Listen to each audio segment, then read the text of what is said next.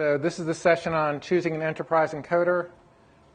If you're just coming in, you can download the presentation at streaminglearningcenter.com.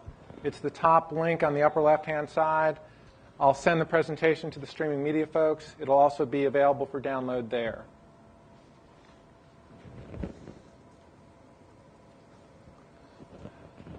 Okay, I wanted to start off and tell everybody that the focus is going to be on demand, not live. So anybody who wants to walk out of the room now is fine. I just figured I'd rather tell you now than break it to you at the very end.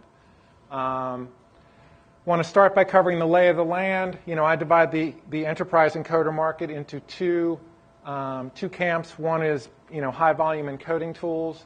The other are workflow systems. I want to set that dichotomy and tell you what I mean for those two groups of products. And I want to look at, how do enterprise encoders work in general?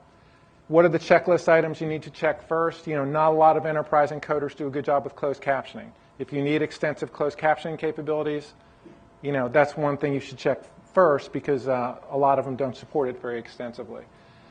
Go into a little bit of detail about the difference between a workflow and an encoding engine.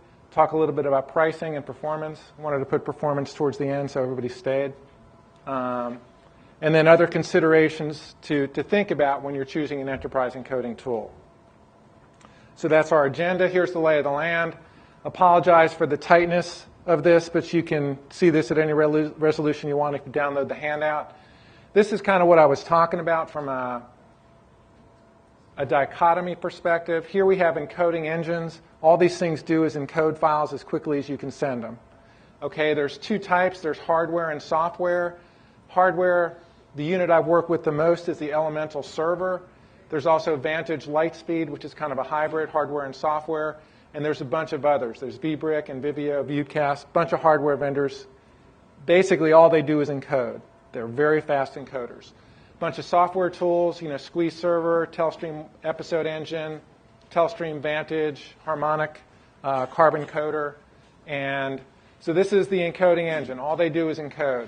The workflow systems, they want to change your life. They want to make everything better for you. They want to, we're going to look at the operations in detail, but they want to check your files when they come in, bounce them out if there's any problems that should prevent encoding, put them in the right bin for encoding, do quality control after the encoding, and then if there's a problem, notify you at any stage of the way. So these are bigger tools, I think very useful because I hate sending out files without quality control, and once you do more than one or two a day, you really can't watch them.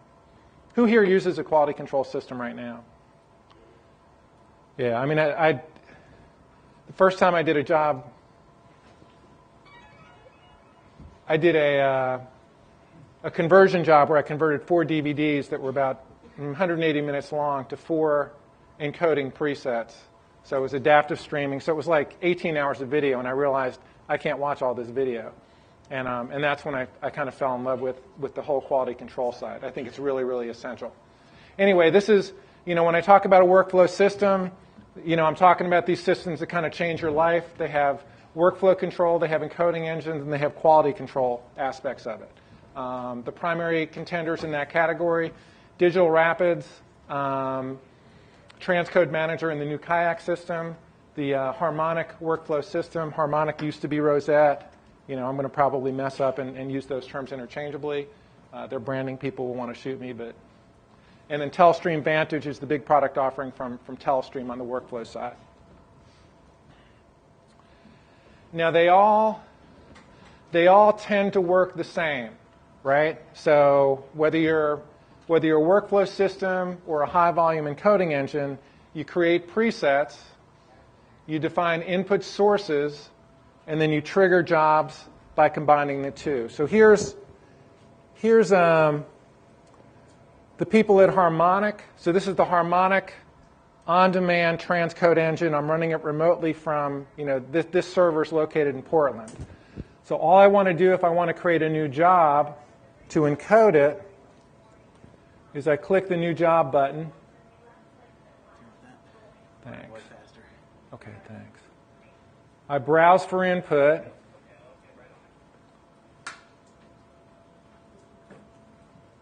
And let's just say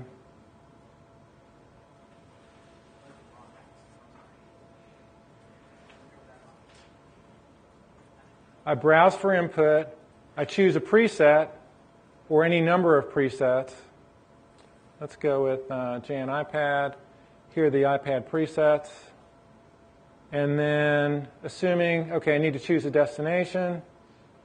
Let's send this here. And create the job. If I made an error, it'll tell me. Okay. And down here, what did I do wrong?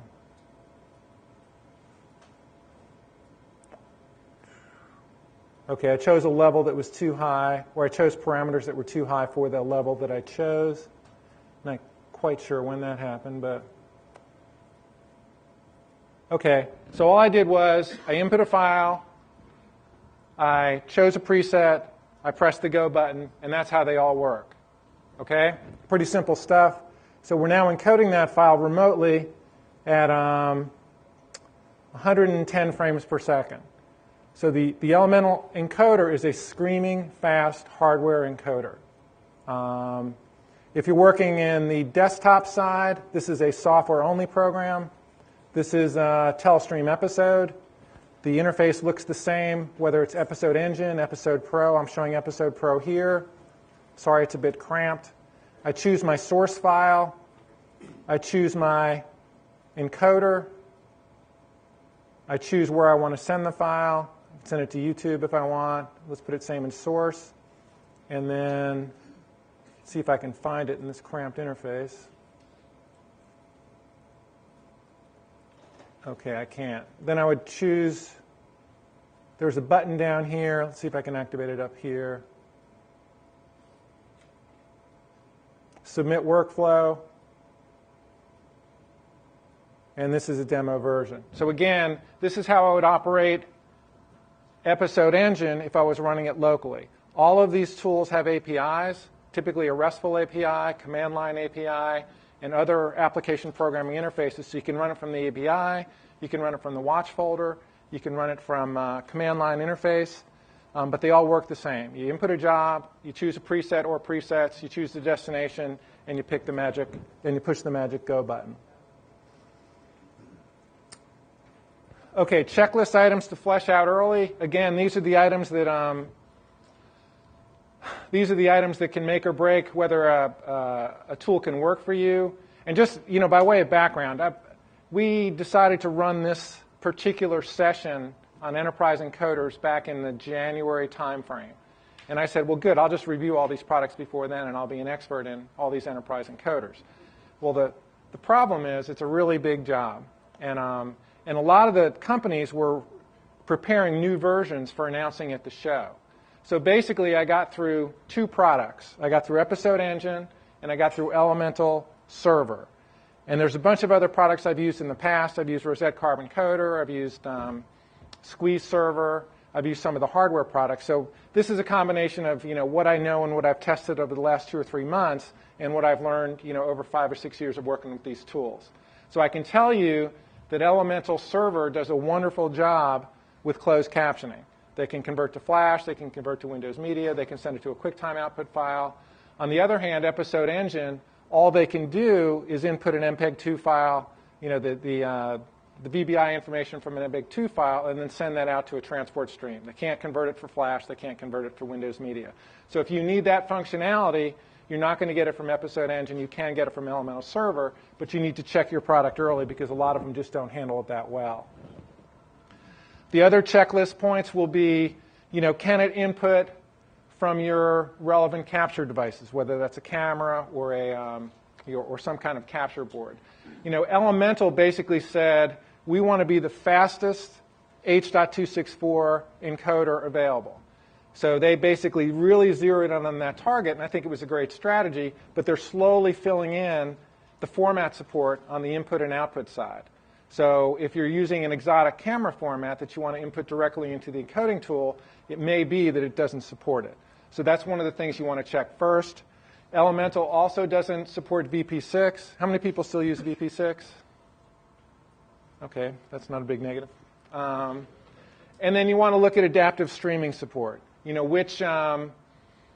which adaptive streaming formats can they output, not only from the basic H.264 files, but also the metadata files and the chunked files. And Squeeze Server does a very nice job with this. Elemental does a nice job with this. Episode Engine can do it from the command line. But not every output tool is going to give you every format that you need. And of course, Dash is going to be something we're going to need to start supporting in the near term. If you're sending video to a playout server, make sure that the encoding tool supports that. And if you need output support for a mezzanine format, whether it's ProRes or the Avid format, make sure it supports that as well. And this is the stuff you need to check early, because if it doesn't support it, you're kind of blown out of the water right away. Okay, getting into the workflow versus encoder. What an encoder does is kind of what we just saw in the demonstration of Elemental and Episode. You find a file, you encode it, you deliver it, and some tools also give you notification. And as I said, from a workflow perspective, these tools are trying to really automate a lot of the functionality, take the user intervention out of the workflow so that you can do more automatically. And we'll look at a couple of examples of that in a second. At a high level, they can make decisions based upon metadata. If the file's 16 by 9, they can encode it one way. If it's 4 by 3, they can encode it another way. They can perform incoming quality control checks. So if you want to check for black video, low sound, high sound, it can check the file and then kick it out before you encode it. Why do we want to do it before we encode it? Because encoding is costly, and we want to, if we can address it, we want to address it before rather than after we spend the time and money. It can also perform post-encoding quality control checks. So, and this is what I really liked. So I could send the encoded files to a quality control tool. It could tell me if the quantization levels were too high.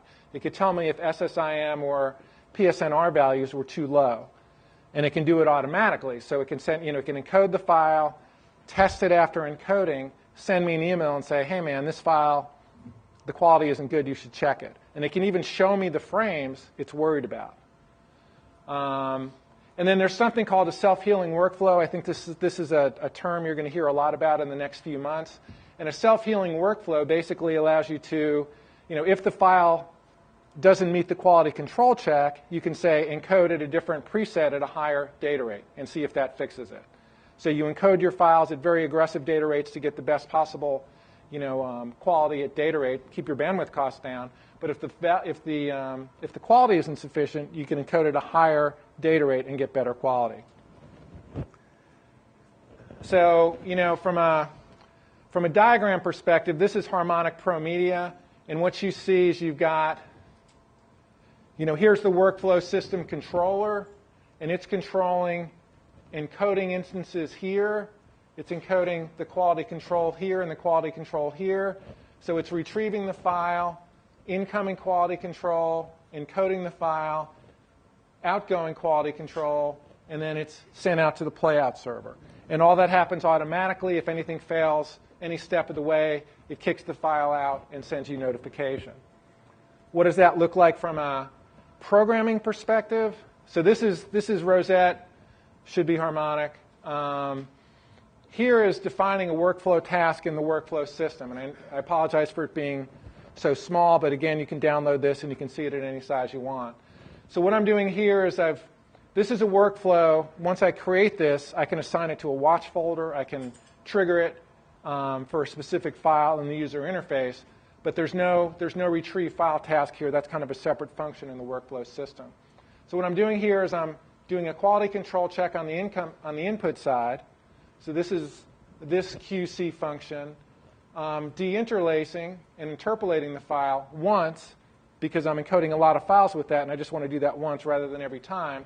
I encode the files, and then I do an SSIM quality test, and if there's drop frames or if there's errors, it sends an email to me here and kicks the file out. If the file is fine, it sends it to my FTP server, and if anything fails any other part of the way, it sends me an email message. So that's how workflow system works for Carbon. And this is how it works for Telestream. And it's Telestream is a very, very functional, very highly programmable interface, but it's pretty intimidating, or at least it is to me. And what we're doing here is we've got a watch folder set up to look for a file. File comes in. Is it? It's hard to see on this low-res monitor.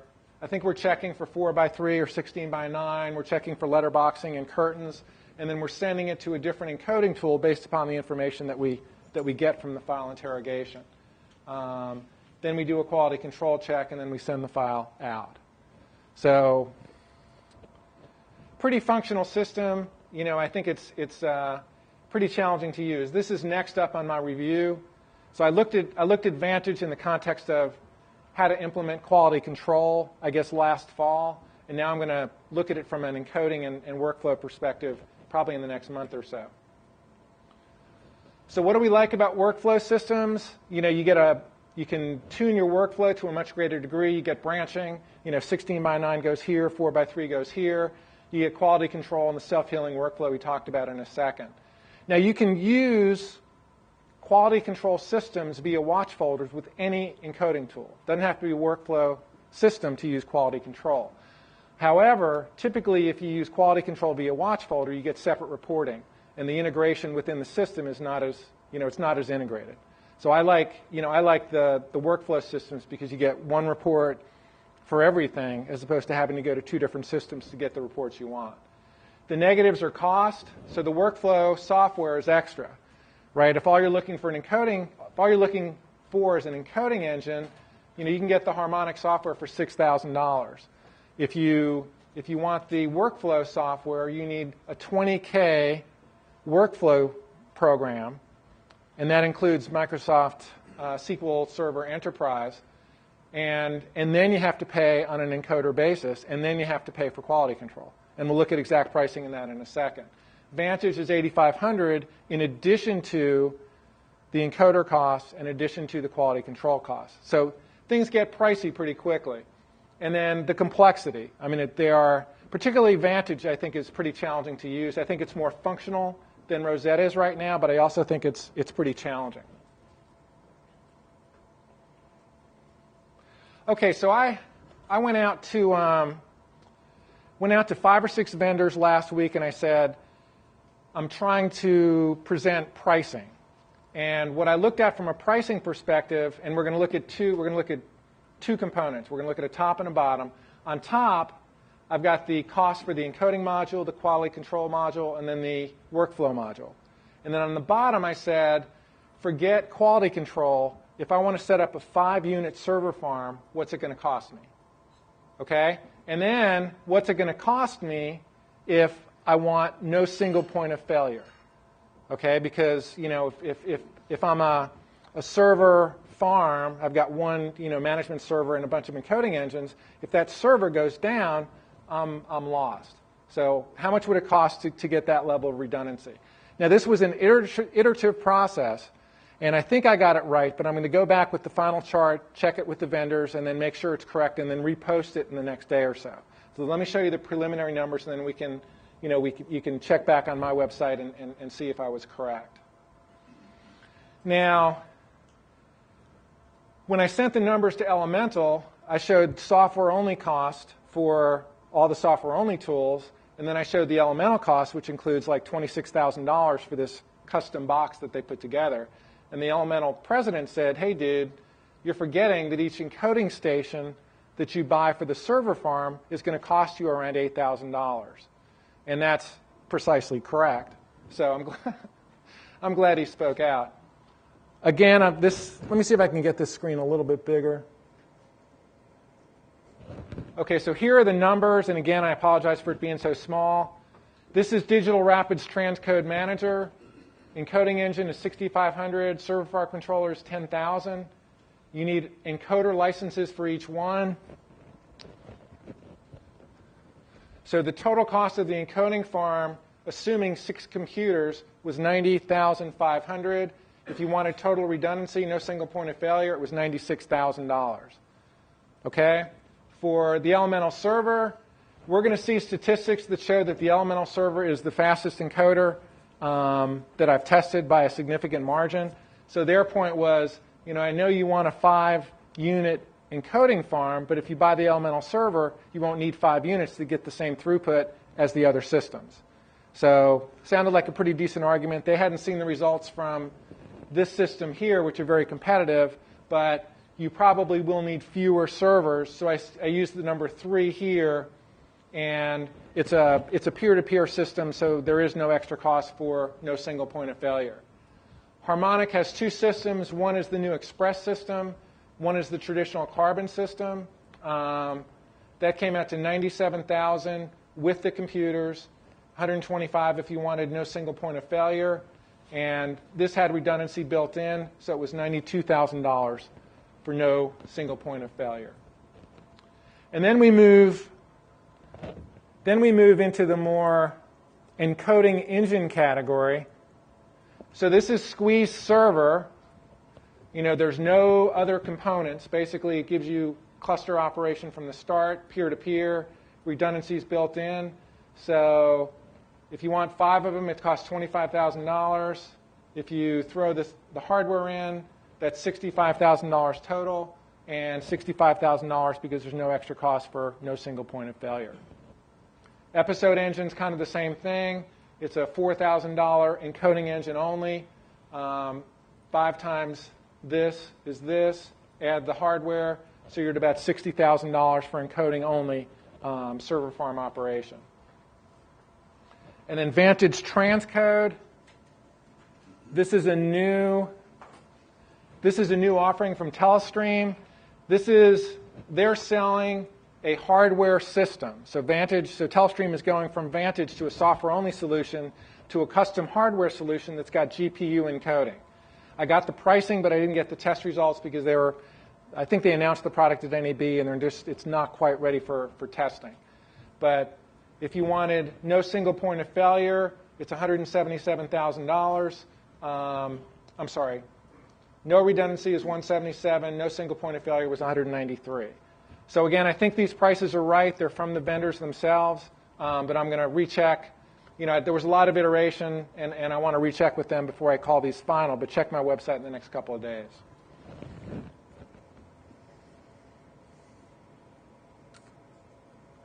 Okay, so let's look at the performance side now. And these are the products that I was able to test. All test results that I'm going to show, I ran on my 12-core, 3.3 gigahertz HP Z800. And that's kind of where I came up with the $8,000 per encoding station number, because that product costs between $8,000 and $10,000. I used a set of 11 encoding presets that I put together for a consulting project for a 3-letter network. So the presets are actually in use today, so they're a pretty realistic gauge of overall performance for broadcast encoding. I looked at 3 scenarios.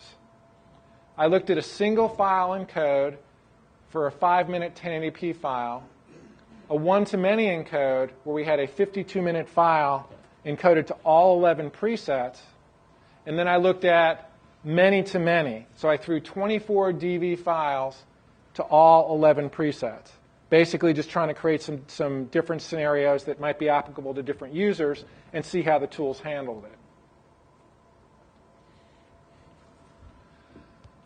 So what do we see? Elemental doesn't do VP6. This is H.264. This is VP6. This is Windows Media. And if we look at the single file encode, Elemental was not the fastest. So Episode Engine was 59 seconds. Squeeze Server was 134. Elemental was 121. And we'll cover why these tools do such a fast job with single file encoding in a second. Probably, if maybe more relevant, maybe equally relevant, if you look at the 11 file adaptive streaming encoding scenario, Elemental was 22 minutes, 56 seconds. Squeeze Server was 318. This is a beta version of Squeeze Server. Pro Media Carbon, a final version, was 235. Episode Engine was 1 hour and 3 minutes, 21 seconds. So Elemental Server really, really kicked butt in this 1 to 11 encoding trial. Now I want to, Elemental, this was a shipping product. Squeeze Server was beta. Pro Media Express was beta. I did that via a command line interface, and I did not check the quality of those files. Okay, so these numbers are very preliminary, but this is a software-only encoding. Rosette or Harmonic has a fun name for this. You'll see it in a second. But this is on the Z800. So we're seeing software-only encoding that's really getting close to what Elemental was able to produce. Again, this was command line. It wasn't run within the program. I haven't checked the quality. The file sizes looked right. So this is preliminary, but if Harmonic can deliver on that from a software-only perspective, it's a real game changer, not only against Elemental, but also against its own Carbon Coder product and Episode Engine. So this was a pretty remarkable result. We saw a huge variation in terms of, you guys don't care about VP6? Who here is still doing Windows Media? Okay. So we saw a very significant difference with Windows Media. Windows Media is kind of the forgotten stepsister. We saw a huge variance in encoding time, and as we'll see, we saw a huge difference in encoding quality. So if Windows Media is important, then you're going to want to take a look at these next results. So how are these tools getting such fast encoding? So what Elemental does is they use industry standard components, but they build a custom box. The box runs their software, but there's nothing, they didn't build any chips. It's basically, NVIDIA GPUs and Intel CPUs. And then they put that together into a box and sell that to you. But they built their own H.264 codec.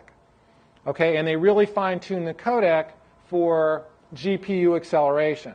And that's very significant because Main Concept came out with GPU acceleration that was accessible in Sorenson Squeeze and Adobe Media Encoder, but the quality was awful. So in the desktop tools, there's really a bias against GPU encoding because the quality just doesn't compare to software only. Elemental, because they wrote their own codec, was able to avoid the quality issues and put out very, very high quality H.264 video very quickly. Elemental Server was first with GPU and their own codec. What Telestream says they're doing with the Lightspeed accelerator, which I didn't have the results for, they're saying they're doing the same thing. They're saying we're doing GPU acceleration with our own codec, and the quality and performance should match that delivered by Elemental.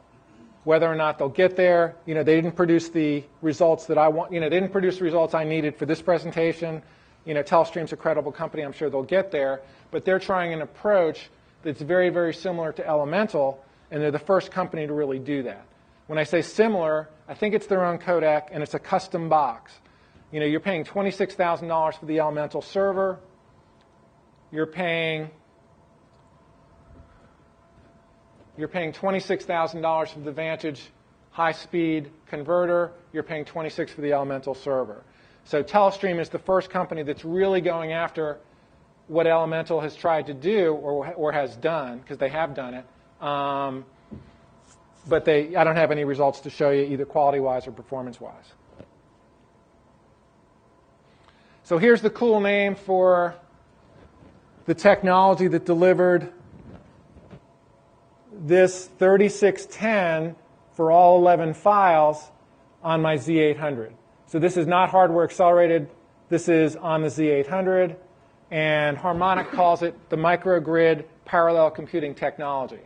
Again, the performance was great. It was a beta product. I haven't checked quality. So I'm not ready to say this is as good as Elemental or it's the fastest desktop because I haven't looked at the quality side. But the initial, and I didn't look at it because it's not ready. The product's not shipping. It's announced but not shipping. But it does have a chance to really kind of take the software encoding market by storm. Okay, why Why is Episode Engine and Squeeze Server so effective in single file encoding? Because they do something, Episode calls it split and stitch, Squeeze has a different name for it, but essentially what they're doing is they're splitting a long file up into separate components and then encoding each component with different CPU resources on the system.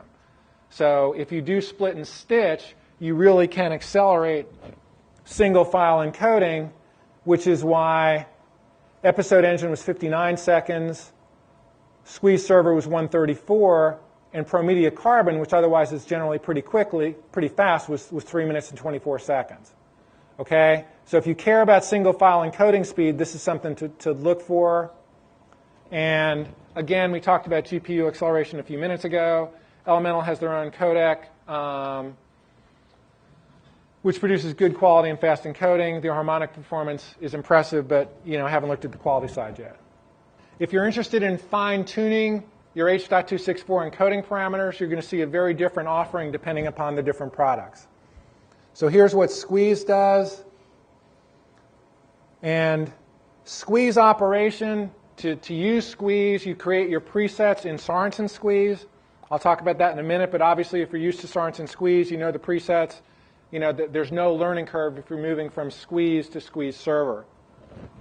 You get pretty much a boatload of either X.264 encoding controls or even main concept encoding controls if you want to go in that direction.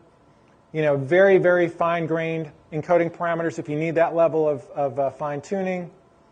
On the other hand, if you just want to choose a high-level preset, you can choose one of these presets here, and it will tune all the parameters here to deliver a very specific result.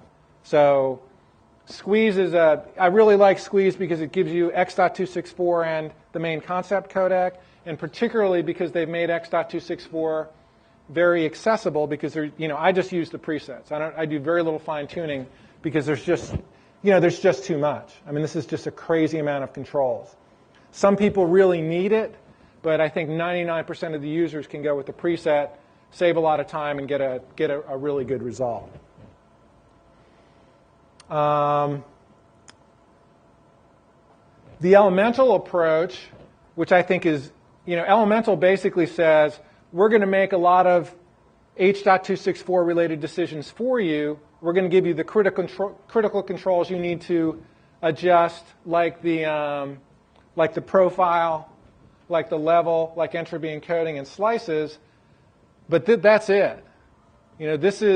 All this stuff is general encoding preset like bit rate and buffer size and GOP size, and the only H.264 related encoding controls are these.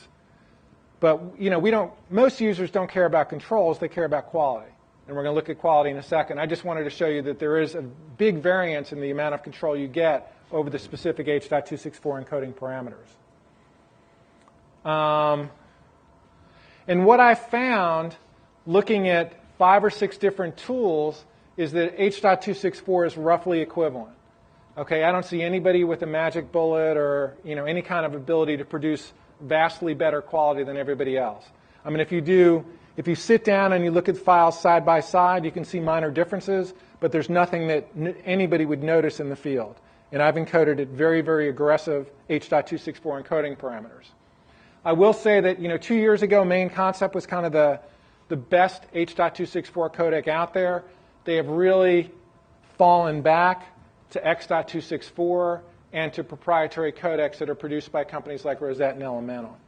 So main concept used to be a badge of honor, and now it's kind of like, well, we use this, but we're doing our own codec. You're starting to see more and more custom codec development. VP6, the quality is equivalent, so I would buy on performance. And then Windows Media, as I said a few minutes ago, is kind of the forgotten format. Subpar quality for both Elemental Server and Episode Engine. Episode couldn't meet the target data rate. So if you're interested in Windows Media output, you really need to choose wisely.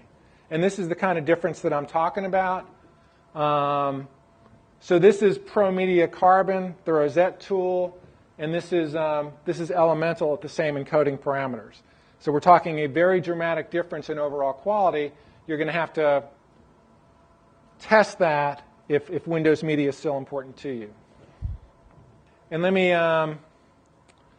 give a quick shout out in this regard to Squeeze Server. Squeeze has very good Windows Media encoding performance and very good Windows Media encoding quality. I'm not sure what they're doing different from everybody else, but they've been a pretty solid Windows Media output engine for a long, long time. Okay, what other considerations do you want to think about when you're buying an enterprise encoding tool? For me, workgroup functionality is important. There's going to be different applications for enterprise encoders. Some is going to be, hey, we've got 6 or 7 editors. We want them all to be able to access this encoding tool. In that case, it may be better to get a system that's got informal clustering. So if you've got Episode Engine and Episode Pro on different editor workstations, you can create a cluster. It's informal. You can drop out, create pretty much any time you want. And then if you've got one really hot, high-end machine as the server, all the people on the cluster can push the jobs to that server for encoding. So if you need, the benefits of a cluster approach is the individual users can create presets and encode locally. They don't have to push jobs to the server. Very few servers allow any kind of preset customization unless you're the server administrator. So if you have different people who need to encode different files with control over presets, but you want to give them the ability to access a high-volume encoding engine, Episode Engine, I think, does the best job with that. The other tool that does that, of course, is Compressor, which does informal clustering as well.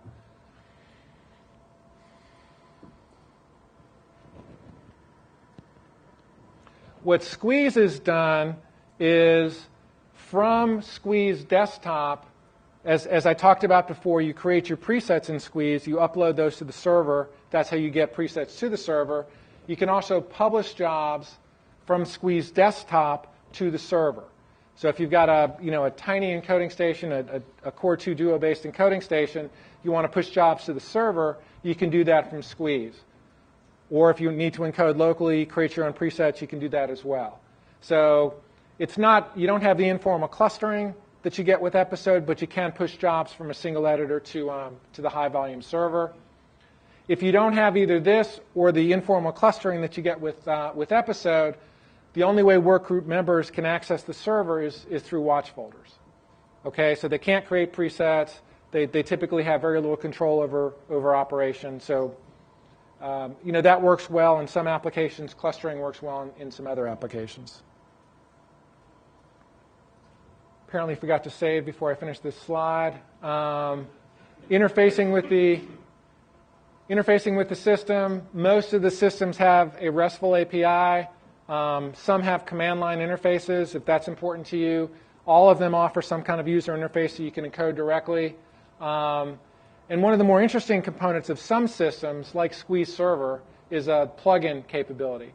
So if you have a specific need, whether it's for DRM or whether it's for specific workflow in and out to a quality control system, does the enterprise encoding tool give you the ability to create a plug-in? Yes or no? That's a checklist item I would be checking. And then in terms of server farm operation, the questions to ask, number one, is it server to farm or is it peer-to-peer? Peer-to-peer gives you much more redundancy, no single point of failure.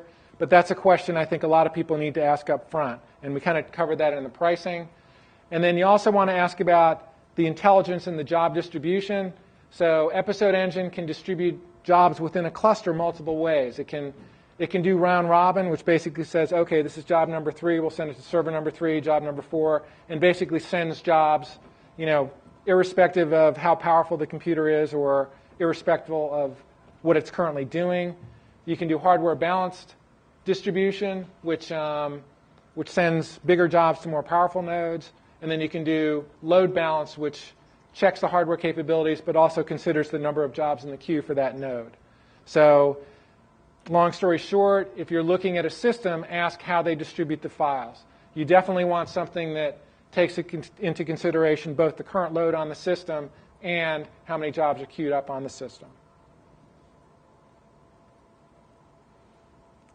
Okay, just wanted to point that the Elemental server review is up on streamingmedia.com. That's available for your review now. The episode engine review is coming soon, and we're going to be, I'll probably give the same session out at Streaming Media West, and we'll be doing high-end encoding reviews throughout the year, as the products become available. Okay, any questions? For someone who has experience taking advantage of the command line interfaces and scripting to them, but wants to kind of take it a level deeper and take advantage of the RESTful API interfaces, do you have any recommendations on resources and how to brush up on that area of knowledge when typically you haven't been writing to the API level? So the question is, any specific ways to brush up on either RESTful or command line? And I don't know. But anybody have any? I'm not a programming type. I'm more of an encoding type. John Mellon, sorry.